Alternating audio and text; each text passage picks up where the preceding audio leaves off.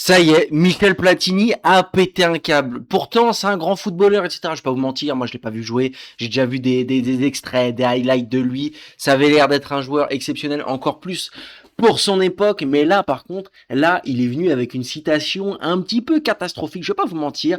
En gros, il a dit que pour lui, le match PSG Bayern, c'était, vous voyez, c'est le match où il y a eu 5-4. C'était pas du tout le plus grand match de l'histoire. Parce qu'on a vu, hein, et avec après le match, il y a énormément de monde qui ont dit, même moi j'étais plutôt d'accord que ce match PSG Bayern 5-4 en demi-finale aller de Ligue des Champions, c'était le plus grand match de l'histoire. Moi personnellement, je suis plutôt d'accord. Pourquoi? Pour le contexte déjà. T'as tout simplement les deux meilleures équipes de la saison qui s'affrontent.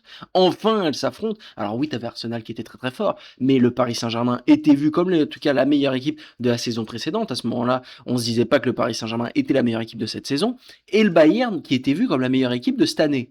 Donc quand t'as les deux qui s'affrontent, tu t'attends potentiellement que ça soit un jeu un peu fermé, que ce soit compliqué. Et non, les deux équipes ont parfaitement joué leur jeu et elles ont tout simplement fait un énorme spectacle. Ils critiquent les défenses, bref, on va revoir dans cette vidéo un petit peu les buts pour voir si vraiment, est-ce que c'était les défenses qui étaient mauvaises ou est-ce que c'était juste un match exceptionnel rempli de talent exceptionnel. Bref, à tout de suite, après l'intro. Footix parisien pour vibrer chaque jour. Les couleurs de Paris, c'est l'amour toujours. Actu déchaîné, prépare-toi au détour.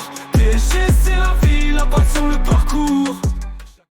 Yo yo, un petit footix parisien, vous connaissez déjà, premier sur les news du Paris Saint-Germain. Aujourd'hui, quel plaisir de vous retrouver pour replonger dans une campagne de Ligue des Champions qui avait été exceptionnelle, dans un match de Ligue des Champions qu'on avait kiffé, qui était dur à suivre quand même, on va pas se mentir. Le Paris Saint-Germain qui avait, on se rappelle, encaissé le premier but avec Harry Kane sur penalty à 17e minute, avant de revenir avec un but plutôt pas mal, très bon but de Kvaratskhelia à la 24e minute, suivi d'un but sur coup de pied arrêté, on se rappelle, sur corner de João Neves de la tête. On comprend pas, le mec il fait 1m50, mais j'abuse, 1m60, et il est l'un des meilleurs joueurs de la tête de la planète, tout simplement. Suivi ensuite, après juste avant la mi-temps, un but sur penalty d'Ousmane Dembélé, suivi à la 56e minute d'un but de Kvaratskhelia. Puis d'un but d'Ousmane Dembélé à la 58e minute, là il y a 5-3, 5-2 même à ce moment-là tu te dis, excusez-moi, à la 41e minute j'ai oublié le but de Michael Olise, à ce moment-là tu te dis le Paris Saint-Germain est qualifié, c'est directement en finale, puis à la 65e minute, but d'Upamecano, on se souvient, sur coup de pied arrêté également, suivi d'un but à la 68e minute de Luis Diaz, exceptionnel. De toute façon on va revoir ça ensemble. Bref, voyons voir déjà ce que nous dit Platini, parce que exactement on va voir un petit peu ses arguments. Michel Platini, légende du football notamment de l'équipe de France, a été interrogé par l'équipe sur la demi-finale de Ligue des Champions 2025-2026, opposant le Paris Saint-Germain au Bayern Munich. Si le match aller remporté par le PSG a été salué par beaucoup comme une rencontre historique, l'ancien président de l'UEFA y a vu surtout des imperfections et a préféré le match retour 1-1.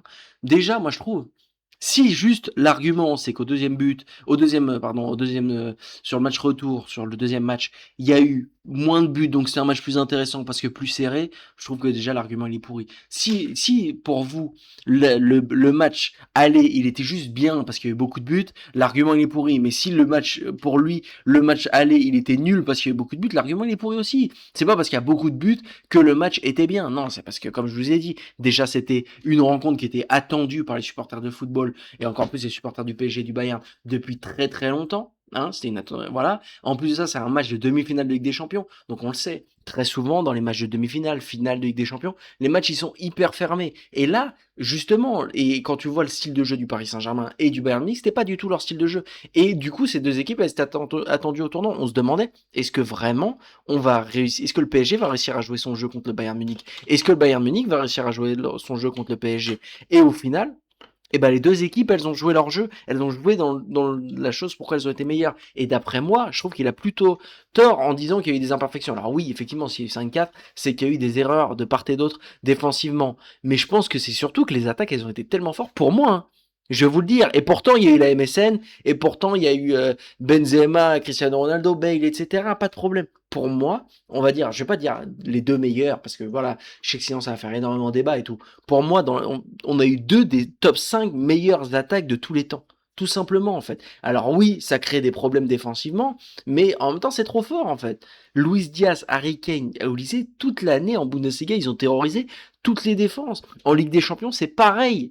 C'est pareil, en fait. Ils ont terrorisé tout le monde, à part Arsenal. En fait, la seule défense qui a réussi à tenir face à ces deux équipes, c'est Arsenal.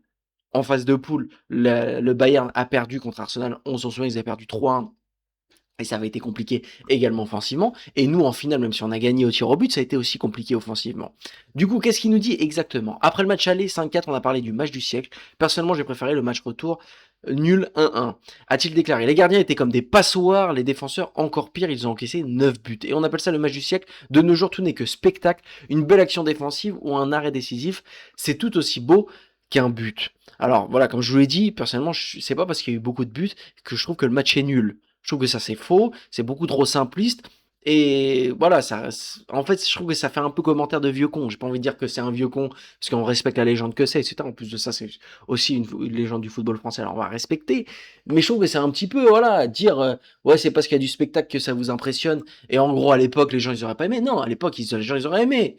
En plus de ça, à l'époque, il y a eu des matchs avec énormément de buts et tout. Je pense que les gens, ils kiffaient quand il y avait plus de buts, plutôt quand il y a un vieux 1-0, un vieux 1-1. Et en plus de ça, personne n'a dit au retour, le match c'était 1-1, donc c'était nul.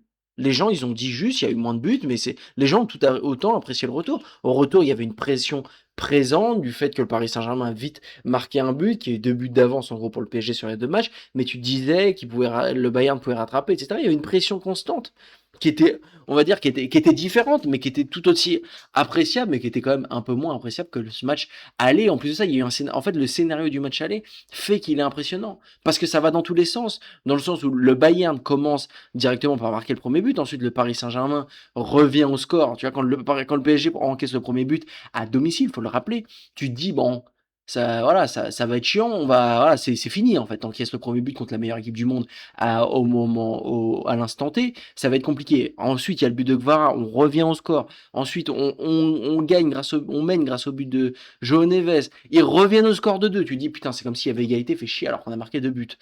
Donc voilà, et encore une fois, t'es à domicile. Ensuite, il y a le but d'Ousmane Dembélé sur, sur penalty. Ensuite, le Paris Saint-Germain gagne 5-2. Tu te dis, c'est terminé, le Paris Saint-Germain en finale.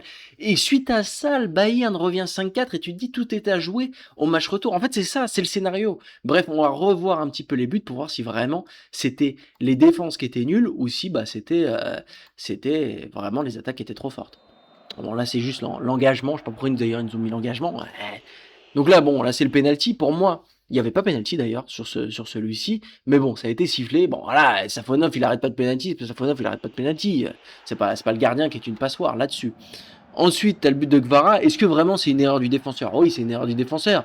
Mais est-ce que Neuer peut faire quelque chose? C'est un but de ouf en fait. C'est une action individuelle de ouf en fait. Voilà. Alors oui, il laisse trop d'espace à Kvara. Maintenant, tous les gardiens, tous les défenseurs du monde se sont pris ce but.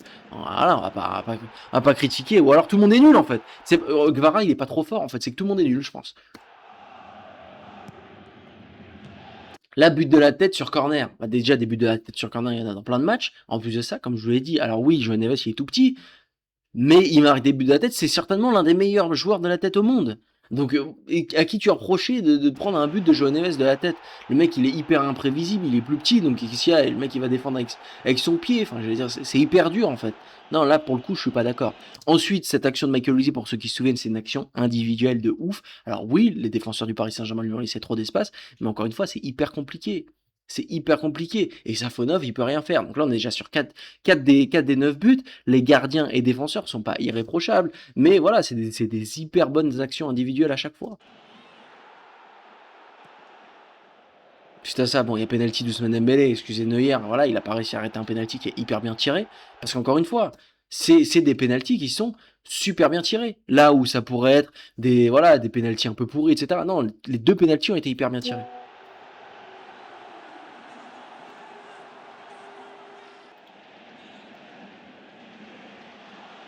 Là, pareil. Enfin, je veux dire. Alors oui, vous pouvez me dire, les défenseurs, ils l'ont laissé passer. Mais c'est hyper intelligent d'Ousmane Dembélé. Et je sais plus c'est qui est là. Je sais pas, c'est pas Warren Zaïre-Emery, c'est Hakimi. C'est hyper intelligent de l'avoir laissé derrière. Alors que, honnêtement, un joueur un peu bête, il aurait voulu tirer pour essayer de marquer. Ils auraient réussi à penser qu'avec Varda, c'est hyper intelligent. Qu'est-ce que vous voulez qu'il fasse, Neuer? Il peut rien faire. Là, ensuite, t'as ce but d'Ousmane Dembélé. Pareil, un but de fou. Faut pas oublier, par exemple, là, tu me dis, Upamecano, il est nul. Upamecano, c'est le meilleur défenseur du monde. Ah, je veux dire, faire ça à Upamecano et réussir à prendre 2 pieds Neuer, vous voulez qu'il fasse quoi? Il est battu, il y a poteau but. Qu'est-ce qu'il nous raconte, l'ancêtre? Faut arrêter. Là, par contre, là, voilà, Je pense que les joueurs du Paris Saint-Germain ont essayé de jouer le hors-jeu, c'est pas passé, en plus on le sait. Ou pas Mécano, en plus on le sait pareil, c'est comme Joao Neves. Ou pas Mécano, il te marque toujours un but de la tête sur coup de pied arrêté. Enfin, je veux dire, faut arrêter, faut arrêter, faut arrêter. Et là, alors là tu peux me dire, Marquinhos, il était nul. Mais l'action que te fait Luis Diaz, elle est exceptionnelle. Enfin, je veux dire, c'est quoi cette action de malade? Cette action de malade. Et encore une fois, Safona voulait qu'il fasse quoi? Il est parfaitement tiré. Il y a que des actions de fou, bref. Et là, pareil, en plus, il aurait pu en avoir un 10e de but. Avec cette barre de Mayulo, imaginez s'il y a but. Là, pareil, Neuer, il est battu. Bah, bien sûr, il est battu. Bref, d'après moi, c'était un match de ouf. Est-ce que c'était le meilleur match de tous les temps? Je sais pas. N'hésitez pas à me dire dans les commentaires ce que vous en pensez. En tout cas, c'était un match de fou. Pourquoi? Parce qu'il y a eu plein de buts. Alors oui, certes, c'est pas l'argument principal qui fait que c'était un match de fou, mais ça compte. Excuse-nous de bien aimer quand il y a des buts quand même. On peut kiffer de voir des buts, c'est comme le principe du football. C'était un match de ouf parce que c'était une demi-finale de Ligue des Champions entre les deux meilleures équipes du monde. Et il y a eu ce spectacle, ça compte, c'est un match de ouf, parce que dans les émotions, c'est parti dans tous les sens. À un moment donné, tu pensais que tu étais qualifié, à un moment donné, tu pensais que tu étais éliminé, etc. Bref, c'est un match de fou. Enfin, on va pas non plus faire les vieux cons et critiquer. Bref, n'hésitez pas à me dire ce que vous en pensez, ce que vous pensez de cette citation de Platini. Merci à tous également d'avoir écouté. C'était le Footix Parisien. Je vous souhaite à tous une bonne journée.